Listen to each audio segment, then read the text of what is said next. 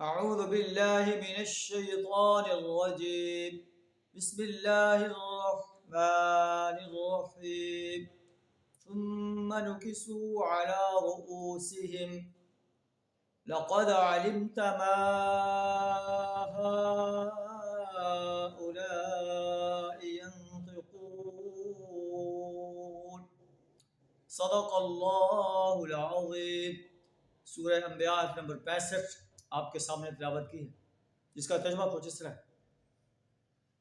ابراہیم علیہ السلام کی قوم پہلے اپنے آپ کو ظالم کہتی ہے کہ ہم بڑے ظالم انسان ہیں، ان بتوں کی عبادت کر رہے ہیں جو اپنا بچاؤ نہیں کر سکتے۔ پھر نکسوا علی رؤوسہم، ان کی مت پلٹ گئی اور ابراہیم علیہ السلام سے کہنے لگے، اے ابراہیم لقد علمت ما هؤلاء ينطقون، تو جانتا ہے کہ یہ بولتے نہیں، یہ بت ہمارے بولتے نہیں۔ آپ کہتے ہیں افتعبدون من دون اللہ ما لا ينفعکم ولا یضرکم، کیا تم اللہ کو چھوڑ کر ان کی عبادت کرتے ہو جو نہ تمہیں نفع پہنچا سکتے ہیں نہ تمہیں نقصان پہنچا سکتے ہیں۔ اف ہے تمہارے اوپر، وَلِمَا تَعْبُدُونَ مِن دُونِ اللَّهِ، اور تمہارے ان معبودوں پر جنہیں تم اللہ کو چھوڑ کر جن کی پرستش کر رہے ہو۔ افلا تعقلون، کیا تم عقل سے کام نہیں لیتے؟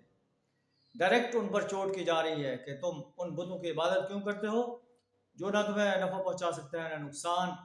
اسی طرح قریش مکہ کو اور ہر بت پرست انسان کو، ہر اس انسان کو جو اللہ کو چھوڑ کر کسی اور کی پرستش اور بندگی کرتا ہے، غلامی اور اطاعت کرتا ہے، اسے کہا جا رہا ہے کہ ان کی کیوں پرستش کرتے ہو، ان کی کیوں غلامی اختیار کرتے ہو جو تمہیں نفع نقصان نہیں پہنچا سکتے۔